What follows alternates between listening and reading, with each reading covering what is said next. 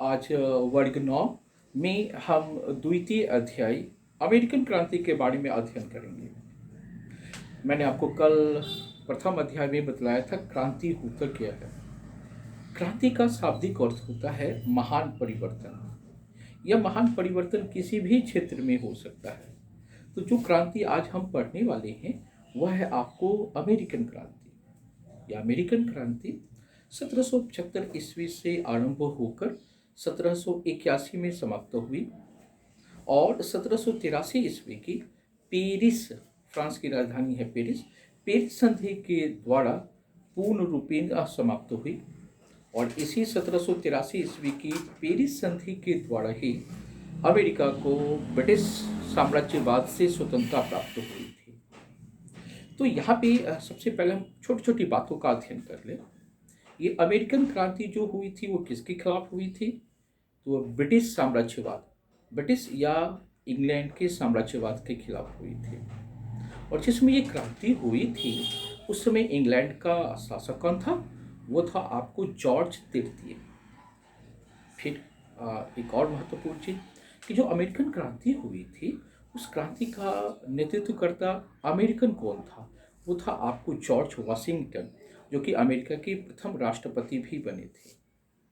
फिर इसमें एक और महत्वपूर्ण तथ्य आता है कि अमेरिका में क्रांति दिवस कब मनाते हैं? तो वो है आपको 4 जुलाई।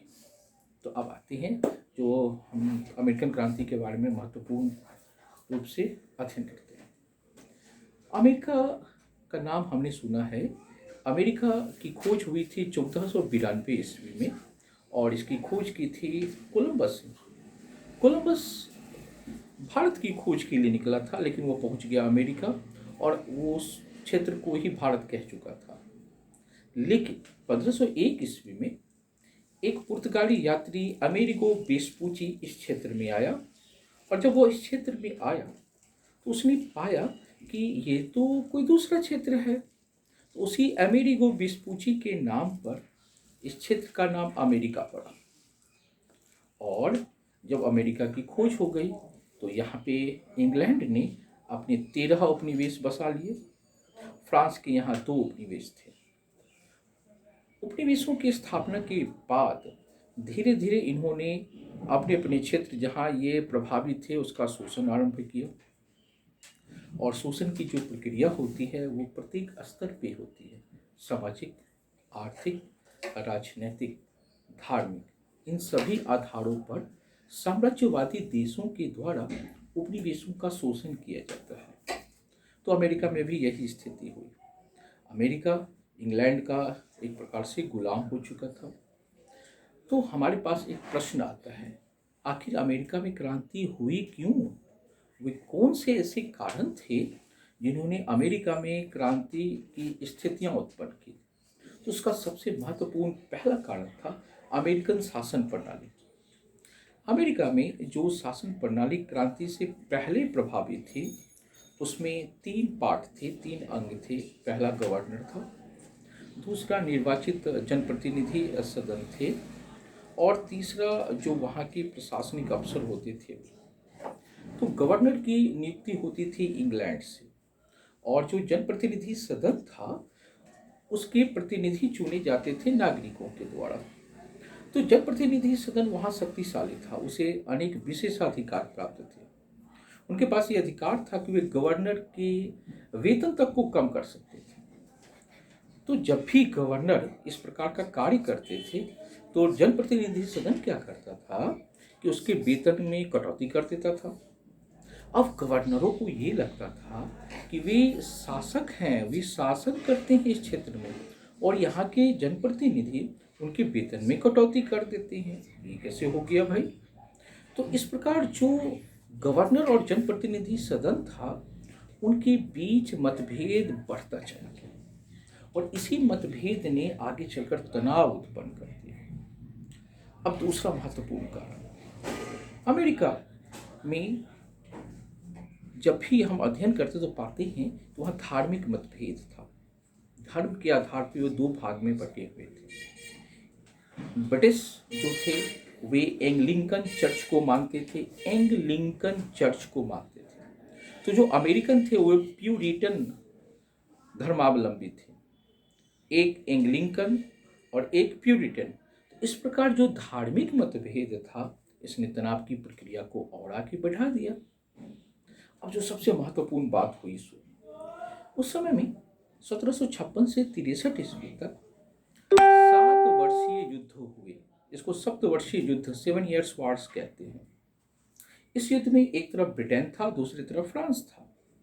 दोनों एक दूसरे के खिलाफ लड़ रहे थे और इनकी खूबी होती थी, जब भी इंग्लैंड और फ्रांस में युद्ध होता था तो जहां जहां इनके उपनिवेश होते थे वहां वहां भी ये दोनों आपस में लड़ने लग जाते थे।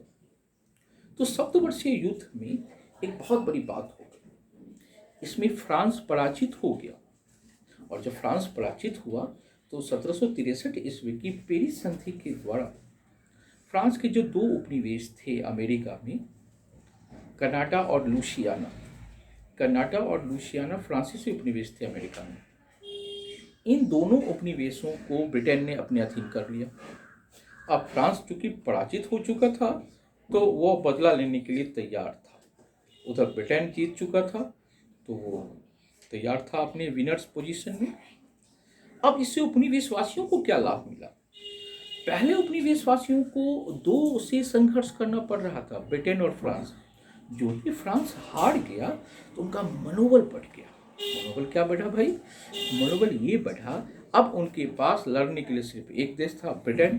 पहले 2 देश से लड़ रहे थे, अब एक देश बच गया, सिर्फ ब्रिटेन, जिसके बारे में उन्होंने सोच कर रखा था इससे तो हम आराम से जीत जाएंगे। तो चल, सप्तवर्षीय युद्ध में ब्रिटेन को अत्यधिक आर्थिक क्षति हो। इस आर्थिक क्षति को पूरा करने के लिए उसने अपने उपनिवेशों में टैक्स बढ़ा दिया।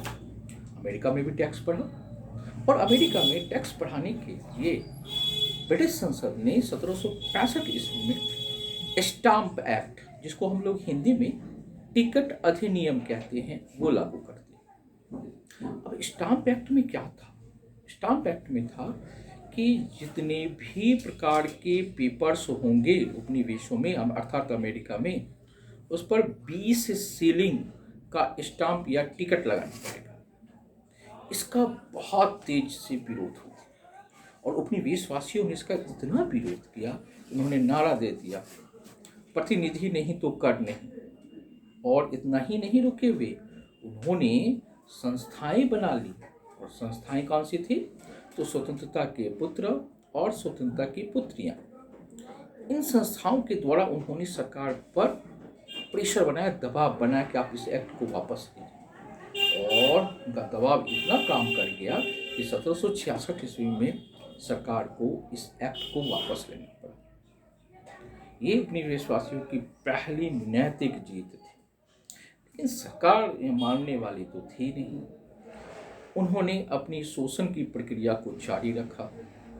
उपनिवेशवासियों ने पाया कि वे किस प्रकार इस शोषण को दूर कर सकते हैं। उन्होंने धीरे धीरे अपने आप को संगठित करना शुरू किया और इस संगठन में वहाँ के कुछ लेखकों और विचारकों ने सक्रिय भूमिका अदा की।